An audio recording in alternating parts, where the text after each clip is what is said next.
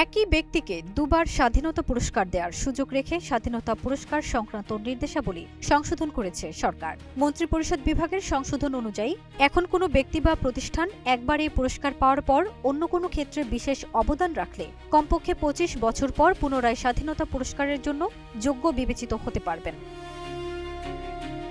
বাংলাদেশের সর্বোচ্চ বেসামরিক সম্মান স্বাধীনতা পুরস্কারের জন্য এবার মনোনীত ব্যক্তিদের তালিকায় ডাক্তার মোহাম্মদ জাফরুল্লাহ চৌধুরীর নাম আসার পর জানা যায় এর আগেও এ পুরস্কার পেয়েছিলেন তিনি। একই ব্যক্তিকে সাধারণত দুবার স্বাধীনতা পুরস্কার দেয়া হয় না। এ প্রেক্ষাপটে মন্ত্রিপরিষদ বিভাগ স্বাধীনতা পুরস্কার সংক্রান্ত নির্দেশাবলী সংশোধন করল। রোববার মন্ত্রিপরিষদ বিভাগের এক আদেশে এই সংশোধনী আনা হয়। এতে বলা হয়, স্বাধীনতা পুরস্কার পাওয়া কোনো ব্যক্তি বা প্রতিষ্ঠানকে পুনরায় স্বাধীনতা পুরস্কার বা অন্য কোনো জাতীয় পর্যায়ের পুরস্কার দেওয়ার জন্য বিবেচনা করা হবে না। তবে শর্ত হল, কোনো ব্যক্তি বা প্রতিষ্ঠান এ পুরস্কার পাওয়ার পর অন্য কোনো ক্ষেত্রে বিশেষ অবদান রাখলে ন্যূনতম ২৫ বছর পর ওই ব্যক্তি বা প্রতিষ্ঠানকে পুনরায় স্বাধীনতা পুরস্কার দেয়া যাবে।